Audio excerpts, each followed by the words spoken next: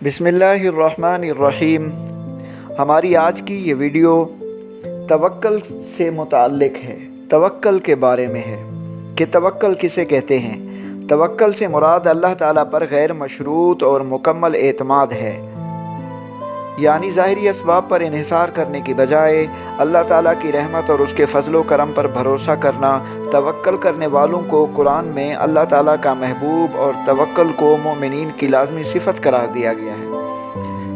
कुरान मजीद में अल्लाह तबारक व तआला फरमाते हैं, इन्नल्लाह युहिब्बुल मुतवक्किलीन, बेशक अल्लाह तवक्कल करने वालों से मोहब्बत करता है। दूसरी आयत में है, व अलल्लाहि फल्यतवक्कलिल मुतवक्किलून, और मोमिनीन को अल्लाह ही पर भरोसा करना चाहिए। सही कामयाबी इसी में है कि इंसान वहम व गुमान पर इन्हिसार करने की बजाय अल्लाह ताला की रहमत पर तवक्कल करे। सूफिया इस्लाम इस्लामी तालीमात के इस पहलू को बतौर ख़ास अहमियत देते हैं।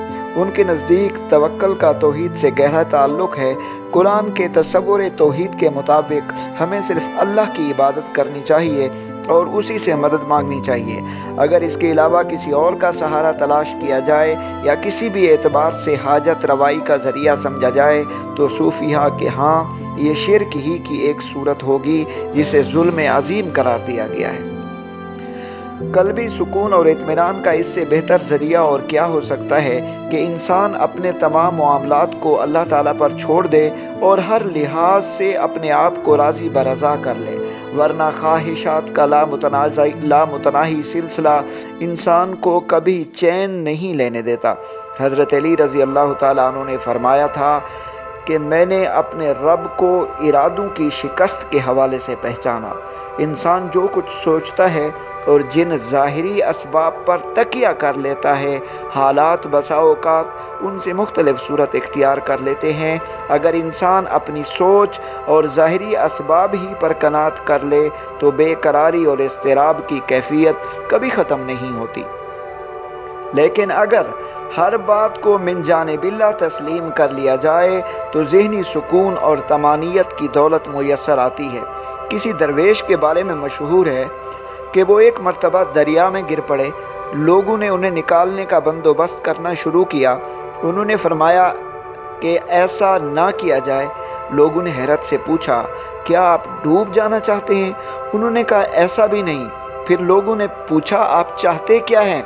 उन्होंने जवाब दिया कि मेरा चाहना ना चाहना बेमानी है, अल्लाह ताला का चाहना ही सब कुछ है, वो जो चाहेगा वो हो जाएगा। एक और नामवर सूफ़ी अबू अली शफ़ीक बिन इब्राहीम अज़्ज़वी रहमतुल्लाह अलैह एक मर्तबा अपने मोतक़िदीन के हल्के में तशरीफ़ फरमा थे। उन्होंने इस्तिफ़सार किया, पूछा कि अगर आज तुम वफ़ात पा जाते हो तो क्या अल्लाह ताला तुम्हें आने वाले कल की नमाज़ों के बारे में पूछेगा? सब ने कहा नहीं। और हमसे उस दिन की नमाज़ों के मुताल्लिक़ क्यों पूछेगा जिस दिन हम ज़िंदा ही नहीं होंगे? उस पर उन्होंने फरमाया कि फिर आने वाले कल के रिज़्क़ के बारे में तुम तशवीश का इजहार क्यों करते हो? अल्लाह ताला ने अगर आज के रिज़्क़ का बंदोबस्त कर दिया है तो कल के लिए भी वही कर देगा। परेशानी और इज़्तिराब की क्या बात है? क्यों परेशान होते हो? तवक्कुल का वो मफ़हूम जो इन रिवायात और इनसे मिलती जुलती दीगर हिकायात से वाज़े होता है, साहिबान तरीक़त के लिए तो ठीक है, क्योंकि वो तहज़ीब नफ्स और ताल्लुक़ बिल्लाह के लिए एक ख़ास दर्जे तक रसाई हासिल कर चुके होते हैं। लेकिन अवामुन नास में इस मफ़हूम की तरवीज ख़तरे से खाली नहीं। इस अमर की निशानदेही इसलिए ज़रूरी महसूस होती है कि तारीख़ में ऐसी मिसालें मौजूद हैं कि तवक्कुल के इस मफ़हूम को बुनियाद बनाकर बेअमली और तकदीर परस्ती के रुझान को फ़रोग़ दिया गया, जिससे मुआशरती जुमूद, कनूतियत और ज़िंदगी से फ़रार जैसी मोहलिक अमराज़ पैदा हुई। मतलब लोग काहिल हो गए, सुस्त हो गए। चुनांचे इसी बिना पर कुछ लोगों ने तसव्वुफ़ और अहले तसव्वुफ़ पर एतराज़ात वारिद किए। तवक्कुल के नाम पर हाथ पांव तोड़कर बैठे रहने के रुझान की वजह से काहिली, गफलत, शियारी اور کام چوری کی عادات پختہ ہوتی ہیں، اور یہ امر کسی قوم کے زوال و انحطاط کا ایک ناگزیر سبب ہے۔